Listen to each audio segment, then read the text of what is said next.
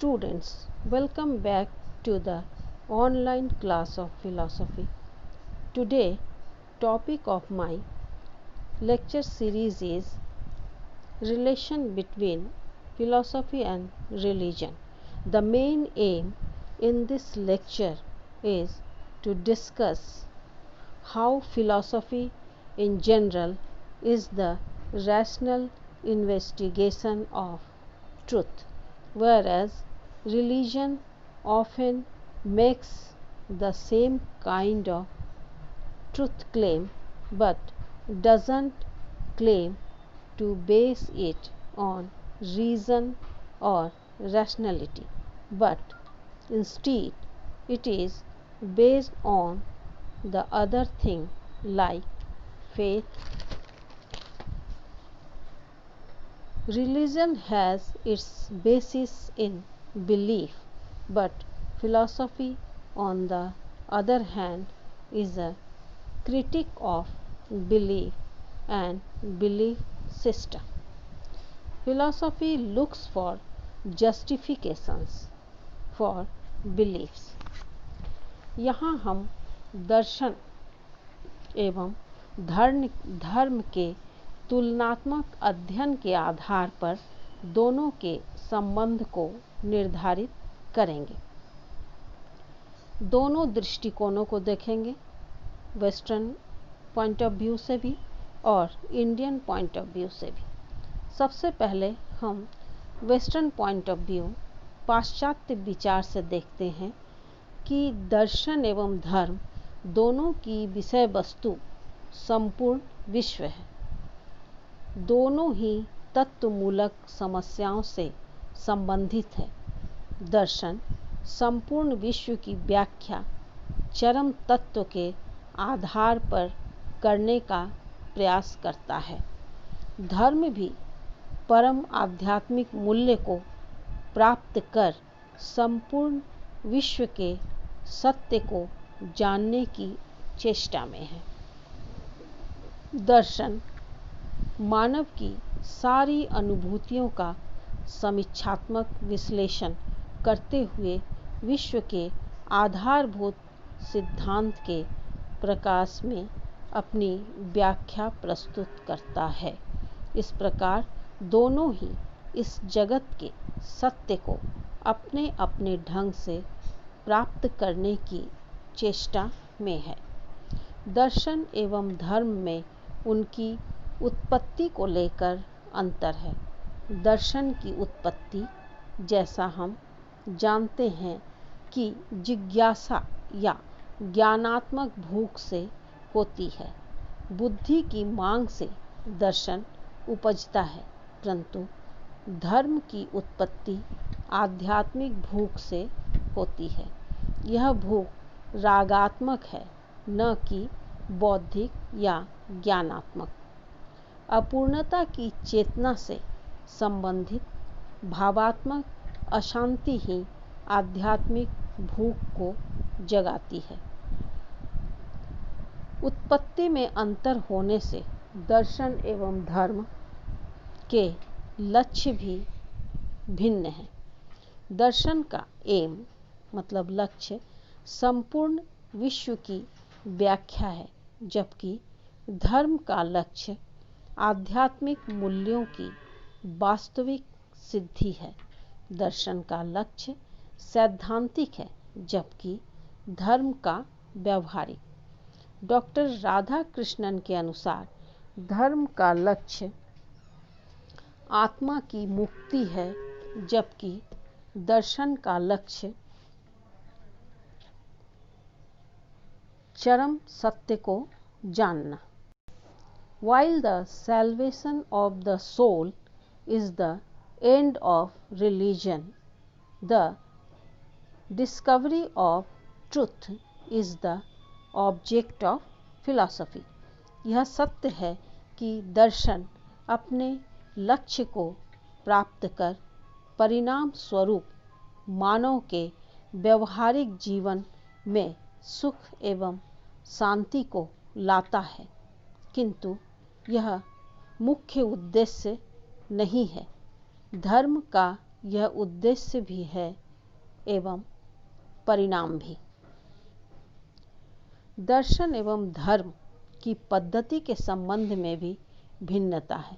दर्शन की पद्धति बौद्धिक है, जबकि धर्म की पद्धति आस्था, विश्वास, श्रद्धा एवं अंतःअनुभूति है। Philosophy answers the problem of the whole by logic, while religion answers it by faith. ऐसा डॉक्टर राधाकृष्णन का कहना है।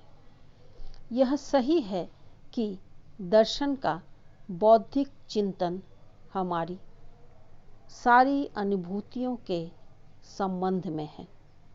इसका मूल्यांकन करते हुए दर्शन अपना निष्कर्ष स्थापित करता है। धार्मिक अनुभूतियों को भी बिना किसी पक्षपात या पूर्व रंजित धारणा के मूल्यांकन होता है।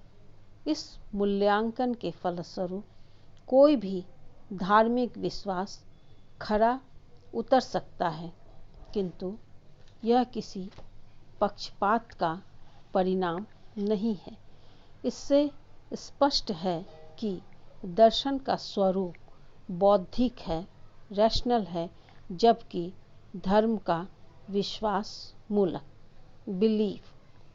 दर्शन एक ज्ञानात्मक प्रक्रिया है, जबकि धर्म भावात्मक, इमोशनल। दर्शन की अभिवृत्ति प्रश्नात्मक, तार्किक, संदेहमूलक इत्यादि है, जबकि धर्म की अभिवृत्ति श्रद्धा, आस्था, विश्वास, प्रेम, भय, आशा, निराशा, संतोष, असंतोष, सुख, आनंद इत्यादि की है। संपूर्ण अध्ययन का अवलोकन करते हुए हम इस विचार पर आते हैं कि धर्म एवं दर्शन के बीच विरोधिता का संबंध नहीं है। दर्शन सारी अनुभूतियों का, जिसमें धार्मिक अनुभूति भी एक है, मूल्यांकन करता है। धर्म का एकमात्र समीक्षक दर्शन है।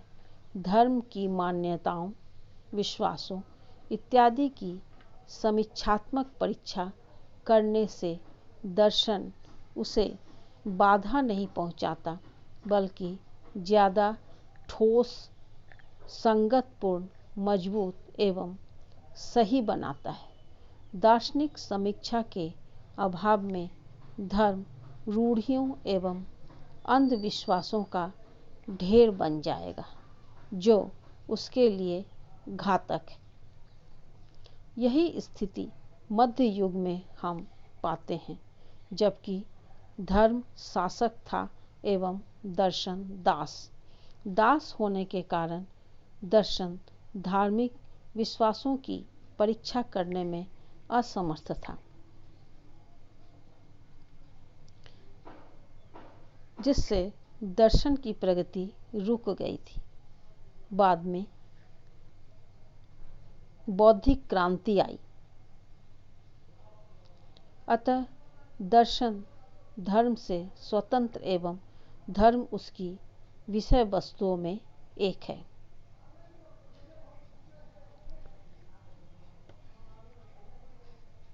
भारतीय विचार को देखते हैं तो हम पाते हैं कि दर्शन एवं धर्म में बहुत ही निकट संबंध है।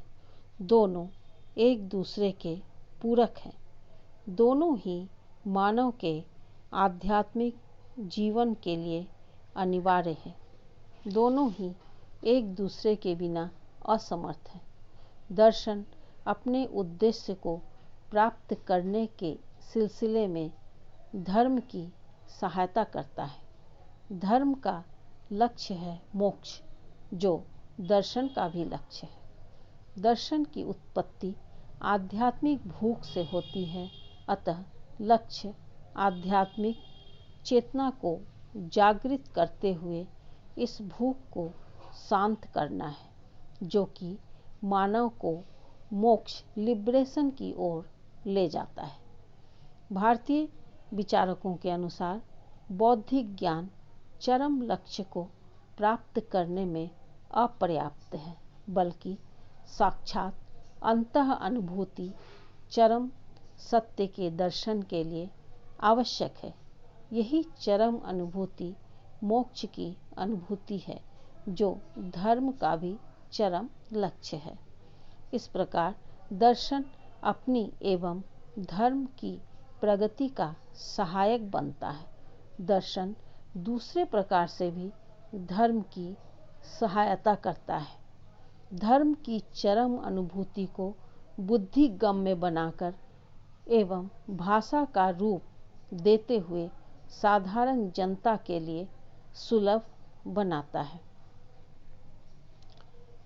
धर्म भी दर्शन के लिए अनिवार्य है, क्योंकि दर्शन का चरम लक्ष्य जो सत्य का दर्शन है, धार्मिक आचरण के द्वारा ही संभव है। पवित्र, संयमित, आत्मनियंत्रित, मूल्य निर्देशित जीवन ही धार्मिक जीवन है। आत्मा की पूर्णता ज्ञान से नहीं, बल्कि संपूर्ण व्यक्तित्व के परिमार्जन से ही संभव है। अतः दर्शन एवं धर्म में कोई विरोध नहीं है। चारवाक को छोड़कर सभी भारतीय संप्रदाय आध्यात्मिक मूल्यों में विश्वास करते हैं। अतः यह निश्चित है कि दर्शन एवं धर्म एक दूसरे के सहायक है। गैलवे ने कहा है कि धर्म दर्शन अपने अंतिम एवं रचनात्मक प्रयास में सामान्य दर्शन में विलीन हो जाता है, क्योंकि धर्म का सत्य दार्शनिक सत्य से अनिवार्यता भिन्न नहीं हो सकता।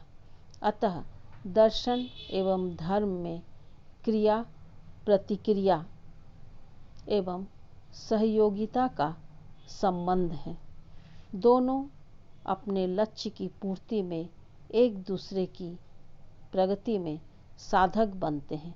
अतः संबंध है सहयोगिता एवं क्रिया प्रतिक्रिया का।